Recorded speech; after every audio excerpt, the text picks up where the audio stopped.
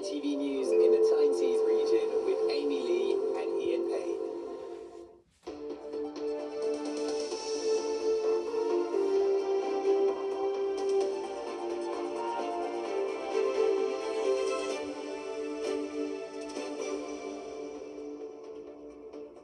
Hello there, good evening. Welcome to ITV News Tyne Tees. Tonight's headlines: all change. The biggest timetable change on the East Coast Mainline in a decade divides opinion.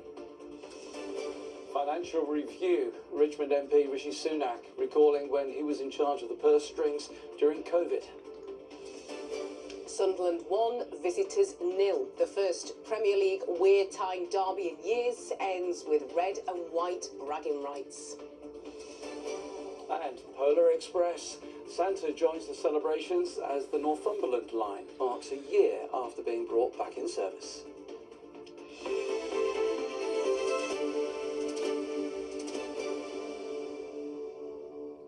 First tonight, the biggest rail timetable changes in more than a decade have come into force today on the East Coast Mainline. It's a critically important route connecting the North East, along with stops between London and Edinburgh. The main operator, LNER, has described the changes as transformational for passengers and for the rail industry.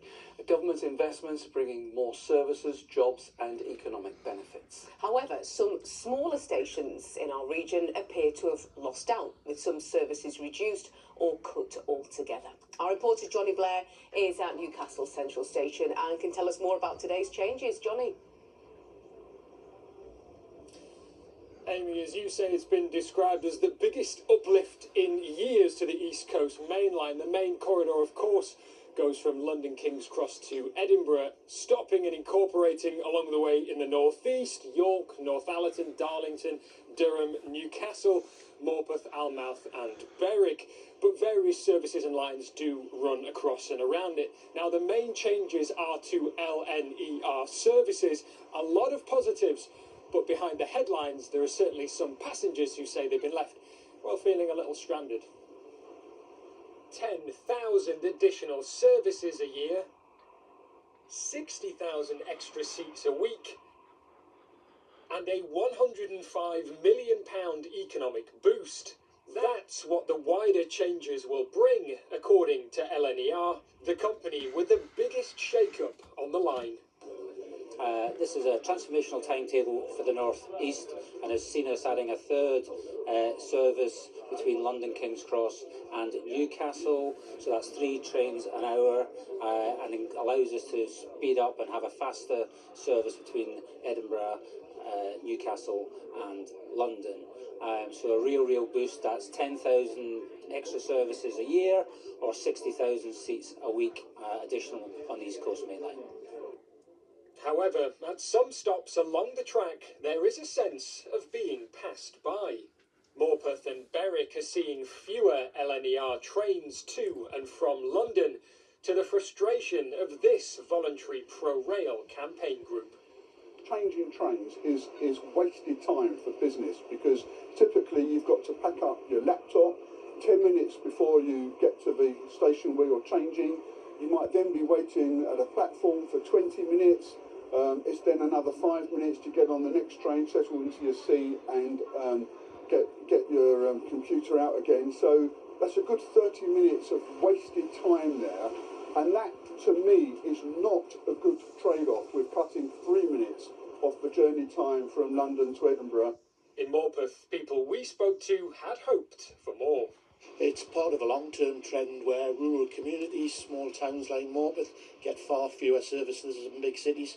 I'm disappointed because we're a rural town, we rely on public transport. We've already got fewer buses from Morpeth, so I think we probably don't need too few trains. The alternatives, having to travel into Newcastle to get the trains, is not a good option. Inevitably, over such a long distance, we have had to balance the needs of capacity and demand. So there is still all of those towns and villages are still served by LNER, but the service frequency has changed at some of them. The timetable changes have begun, a major investment which will benefit many, but have left some saying they feel less connected. So, Johnny, it's not just people in Northumberland who are feeling a bit left out.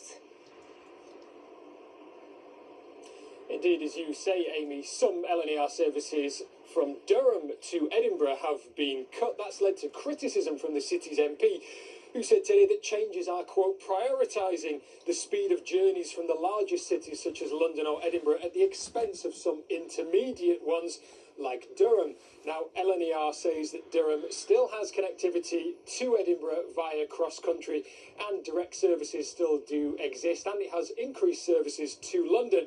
And regarding the services to Berwick and Morpeth, it says that those changes are minimal. But this is a £4 billion investment, welcomed, as you've heard, in a lot of quarters for what it will bring, but not all.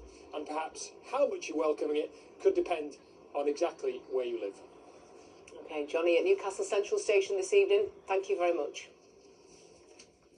Next tonight, at this point in 2019, it is likely that only a few political commentators outside of his North Yorkshire constituency will have known the name Rishi Sunak. It was becoming Chancellor, and then his prominent role in keeping pounds in people's pockets during COVID that made him a household name and eventually became Prime Minister.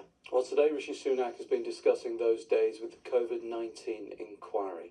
We can join our political correspondent Tom Sheldrick for some details. Tom. In this part of the inquiry is focused on the economic response to the pandemic, and of course that was led by the Conservative MP for Richmond and Northallerton, Rishi Sunak. He had only become Chancellor a month before lockdown in March 2020, but then soon became the most popular politician in the country, according to opinion polls. That was surely linked to the huge furlough scheme, where the government subsidised employees' wages. Today, he said it was never going to be possible to save every job, but that he'd been successful in preventing mass unemployment. He was questioned, though, on people who slipped through the cracks. For example, those who didn't qualify for grants because they were newly self-employed. Mr Sunak described the self-employment income support scheme as generous but imperfect. Everything that we did, as big and as comprehensive as it was, and we talked about the scale, you will always be able to find individual people who, for whatever reason, don't quite meet the exact criteria because of their particular circumstances. It would be wrong to pretend otherwise. Of course, that was the case. So what you can then do is make sure you've got lots of different types of support, so that even if someone doesn't get something over here, they will get picked up over here. And he pointed then to the £20 a week uplift to universal credit that was in place for 18 months, insisting that was always meant to be temporary to increase support during the pandemic. There was one local reference today. He claimed that the economic campus, the government campus he set up in Darlington, is an example of several departments working together well. Rishi Sunak will continue giving evidence to the COVID inquiry tomorrow. Tom, at Westminster, thank you very much indeed. Next, there are calls for the law to be changed to better protect bus drivers from abuse and assault. One bus driver told us he wants attacks on transport workers to be made a specific criminal offence after describing the sickening abuse that he and his colleagues face just for doing their job. The Unite Union says that 8 in 10 bus drivers have experienced some form of abuse in the past year, as Chloe Oliver reports. Onboard footage captures the moment a man bursts through the closed doors of a bus stopped at traffic lights. He hurls abuse at the driver and tries to reach into his driver's cab before pulling the bus doors open and escaping. It's a sight becoming more common for bus drivers like Barry. We've changed his voice and hidden his identity at his request. I've had it when the bus fare increased and people weren't aware of that, and they're shouting at you, they're swearing at you, being very aggressive. And dealing with that situation, you're out there on your own driving that bus. I've had everything from being sworn at to threats of physical violence, and people actively trying to gain access to the cab area to commit acts of violence. Barry's experience isn't a one-off. Last week, 2 bus services in Teesside had to be suspended in the Hardwick area due to attacks by vandals. One driver told ITV News he was frightened to come to work. Many bus drivers didn't want to appear on camera, but have written down their experiences instead. I was assaulted in my cab after questioning a person about a fare. After this, I received abuse. I was spat at and had a vape thrown at me. Drivers are the first line of attack for passengers. Any frustration they have, we get it both barrels. The abuse is terrible. I've been spat at 3 times by teenagers in the last 12 months. Verbal abuse is a daily occurrence whilst driving a bus. It can range from basic insults of being told you are rubbish at your job, to personal insults, or to racial insults, or even to threats to your personal safety. I can pretty much guarantee that almost every day I'll be at least sworn at for just doing my job. And what do you think needs to happen to change that? I think personally there should be a change in the law to make it a separate criminal offence, like for assaulting a retail worker. I think that should be extended to transport workers. It's something unions like Unite want to see changed to prevent assaults on transport staff.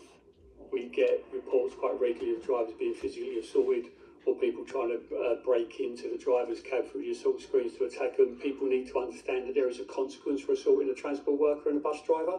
At the moment, there doesn't appear to be one, so it just perpetuates the misery that bus drivers have to go through on a daily basis. In a statement, the Department for Transport said abuse of passengers and staff is unacceptable. Under the Bus Services Act, we're strengthening enforcement, giving local authorities and police the powers to crack down on antisocial behaviour. We're working closely with police and industry partners to make sure staff get the training they need to help keep people safe, so passengers and drivers can feel confident when they travel.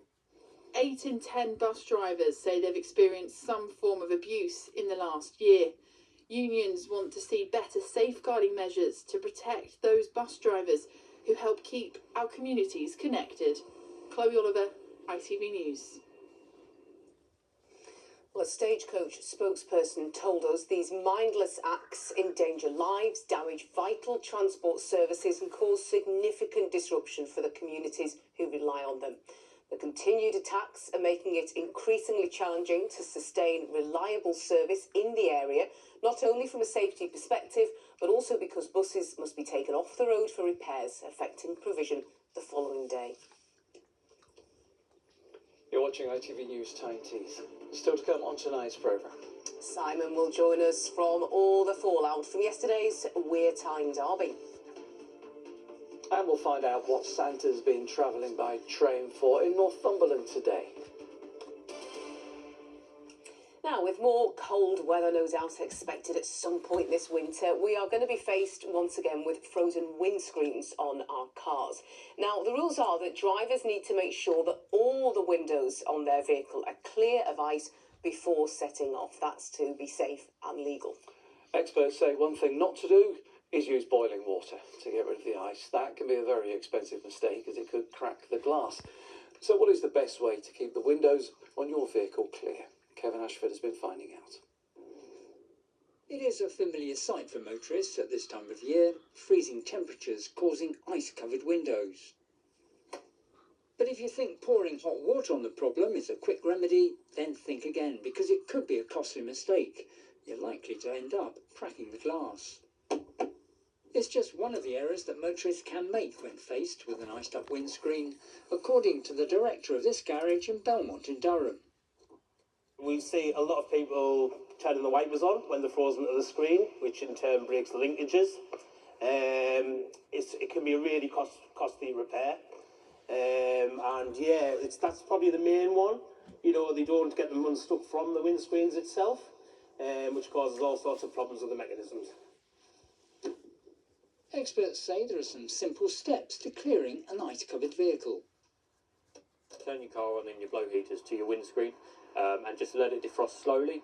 But if you're in a little bit of a rush, we recommend plain old de-ice and some scraper, a bit of elbow grease in the morning. But to prevent that, we've got a few options. So one, what we say is another good one is an old blanket.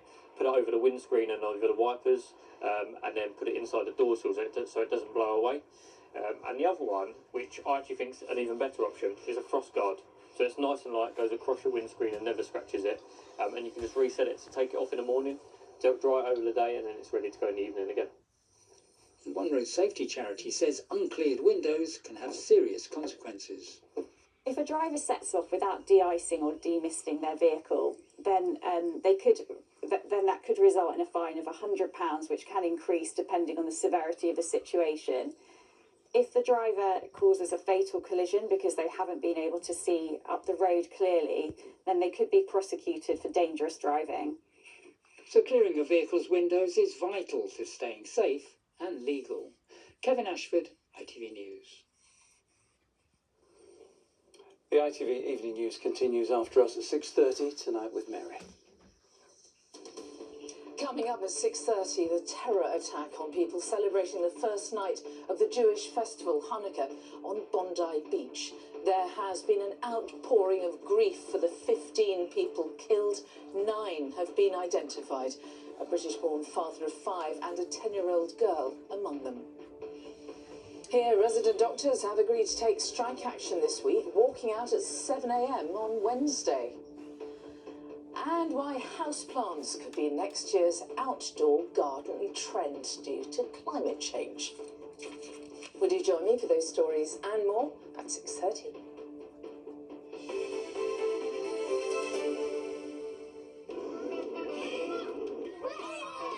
Powering local sport in the community, Octopus Energy sponsors ITV Regional Sports Report. So Christmas came early for Sunderland fans. They won the derby against Newcastle, Simon. Yeah, not a great game, but a great result for the Black Cats and obviously a horrible day for Magpies fans. An incredible atmosphere, an incredibly strange winning goal, and a derby win to savour for Sunderland on the day they said goodbye to one of the club's all-time derby heroes. The flags were at half-mast. On the eve of the derby came the sad news Sunderland had lost one of their old favourites. Gary Rowell once scored a hat-trick against Newcastle United. He died on Saturday afternoon. He had leukaemia. Gary was 68. Fans of both clubs paid rousing tribute. As one of only 3 players, along with Kevin Phillips and Len Shackleton, to score 100 goals since the war, and the last Sunderland player to score 3 in a derby match, that just makes him an iconic figure. And on top of that, as everybody who was lucky enough to know him knows, he was an absolute gentleman, a lovely lad, remained down to earth, and remained the most solid and sound and loyal of Sunderland supporters. He just lived the dream. And so to the fixture Gary Rowell once graced. This 2025 derby had all the blood and thunder you'd expect, they just forgot the football. The only moment of note in the first half was a nasty collision that forced Dan Byrne off and ultimately to hospital with a rib injury. The second half began with the goal, a towering centre-forwards header from Nick Voltemada, but at the wrong end of the pitch. A genuine, wait, what? Moment for everyone in the ground. Newcastle rarely looked like scoring at the right end. Their performance was a huge disappointment inside their dressing room and among their travelling fans. Sunderland were the better team. They didn't manage a whole lot of attacking football either, but they played the better derby. There was a bit of rough and tumble at the end, then ecstasy for Wearside, misery on Tyne. Amazing! Absolutely amazing! Best feeling ever. I've never felt anything like it in my entire life. The best team won, and that's the best own goal I've seen scored this season. It feels absolutely wonderful to put one over on them. We just really played well. Sander, how was that for you? Sander is absolutely delighted this afternoon. It's been a magnificent result, and Sander's going to go back to the North Pole very, very happy indeed. We showed our progress, and I think it's not only me, it's not only one player, it's about a collective project, teamwork, and I think it's one of the main strengths of this club. Absolute garbage. Thank you very much. What did you do wrong today? We scored for it. We didn't turn up. Really disappointed. No passion, nothing. Lethargic, slow. No fight. The best bit of fighting they showed you was at the end. If they didn't do the game, would have beat them. Criticism comes with every defeat, but of course with this one I think it will be louder and stronger just because of the game and the importance of the game, and we fully acknowledge that, and that's why it hurts so much. So disappointed for our supporters, and sorry for the performance really, in the sense of the lack of goalmouth action. For that we're sorry. Certainly wasn't a lack of effort from the lads, but today wasn't our day. Sunderland also had a post-match payback for the visitors. Newcastle famously posed for a team photo in front of their fans after they won here in the FA Cup last year. The Black Cats did likewise yesterday. It was a great occasion, it wasn't a great game, but Sunderland fans got the early Christmas present they wanted, and Gary Rowell would have enjoyed it as well. it's fitting in many ways. It was Sunderland's day. How significant could it be for them, Simon? And how do Newcastle pick up the pieces? Well, all derbies are emotional, and I think this one is borderline too emotional. So it's all about dealing with the emotional fallout of it. For Sunderland, obviously, it's a huge boost, so great, just go with it. For Newcastle, a reaction is necessary, an overreaction is not. The best thing they can do right now is funnel the anger and the frustration and come out swinging against Fulham in the Carabao Cup quarter-final on Wednesday night.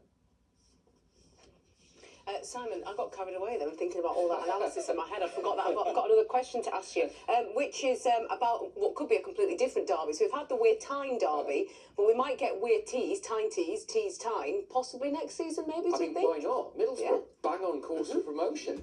The remarkable Kim Hellberg story continues. 4 wins out of 4 for the Swedish head coach. And Borough were exceptional on Saturday against Queen's Park Rangers, especially during the first half. Goals from David Strelec and the in-form winger Morgan Whittaker had it done by the break. Tommy Conroy added a penalty. 3-1 at the end, second in the championship. Happy days. I think the first half was unbelievable performance. Unbelievable. Quick, controlled, with the ball, good without the ball, winning the ball back. The top performance the first half was very good. Harrogate moved out of the League 2 relegation zone.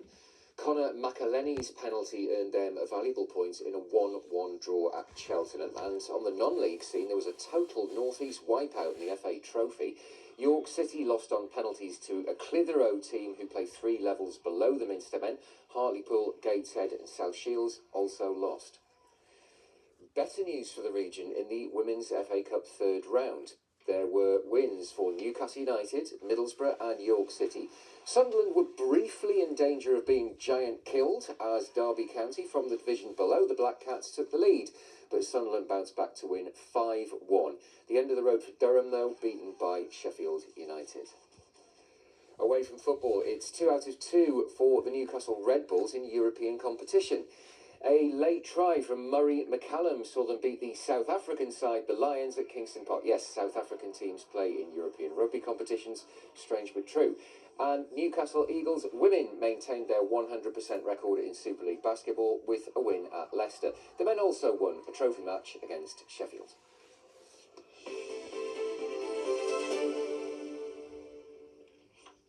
Simon, thank you very much indeed.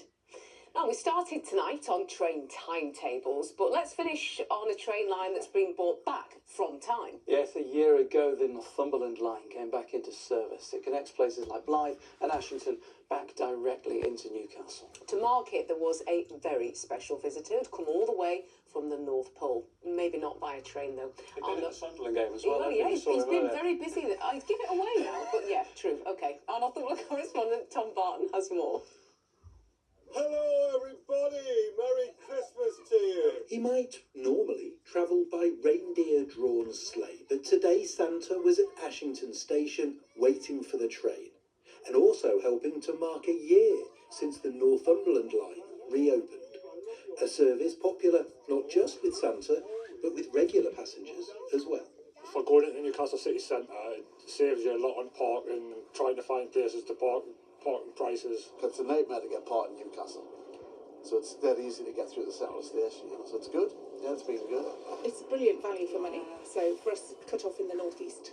Absolutely, and even for work, getting into Newcastle's great, isn't it? So yeah, it's, especially living in the rural areas, it's been really good. Yeah. The shepherd's came to see the baby.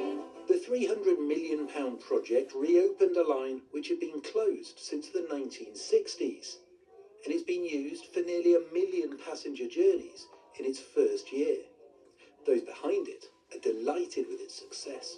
I think we always knew the line would be well used, but even we've been surprised by just how quickly it's took off and how popular it has been. And I guess that really vindicates the investment that was made in getting this line reopened. Definitely so. I mean, yeah, there's been a lot of money invested, as you've just said there, and it's proven that investment has been well received and it was well needed for this part of Northumberland. I think anything that costs money has got to be justifiable. This was always going to be a gamble. to the extent that we didn't know how many people would use it. But it was a gamble we felt we had to make for the sake of people in Northumberland, and I'm really glad we did.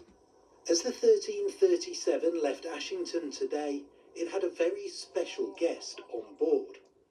Maybe he's hoping that the next extension for this new line might take him all the way to the North Pole. Tom Barton, ITV News, Ashington. I mean, maybe one day we'll be putting the reindeers out of a job. Be a shame in a way, wouldn't it? 1 year already of the Northumberland line. Time flies. Doesn't like the it reindeers. just? Indeed. Let's take a look at the weather forecast now. Here's Emma. Today's forecast: seafood and sugar cube towns. 2 week sponsors ITV Tyne's weather. Hello there, very good evening to you. Well, a wet day today, a bit of an understatement. A warning still in force until midnight for some heavy rain, widely 20 to 30 millimetres of rain falling, but a real focus over the hills, potentially up to 50 millimetres here. That system is slowly pulling away, but there is more where that came from, of course there is. Tomorrow a fine, bright, sunny day, the weather up and down through the working week, and then the weekend unsettled again. So you can see the frontal system that brought today's rain and the rain over the weekend now slowly dragging away to the east and southeast, ridge of high pressure building in behind, so fine tomorrow. But after that, just a conveyor belt of frontal systems. We're going to be bombarded by those for the rest of the week, but there will be some drier interludes in between. And the run up to Christmas, well, that's actually looking very settled at the moment. There's a very strong signal that everything after this weekend will settle down, which is good news if you plan to be on the roads and travelling. Rewinding to the next few hours, though, a pretty damp end to the day and start to the night. The system just dragging its heels a little bit over the southeast of our patch, but skies clearing from the west and northwest with some patchy frost developing, especially the further north you are. Also some mist and fog patches and maybe some hill fog around as well, and that could stick all the way through the day tomorrow. Temperatures pretty chilly overnight and into tomorrow after a nippy start to the day. It will be bright. It's going to stay bright and sunny right the way through the afternoon. Those temperatures a little bit down on today's values, so a little bit cooler, but I think we'll forgive that because of the sunshine and make the most of it because the next system is waiting out in the wings. It's approaching on Wednesday, so later on we see some heavy rain and also some strong winds, sun and showers on Thursday. Bye-bye. 2 week sponsors ITV Tyne's weather.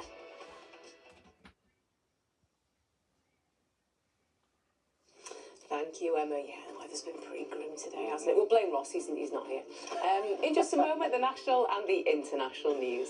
I'll be here with the update for you at around about 10:30, and we'll see you tomorrow. Thanks for watching. Bye-bye. Bye-bye.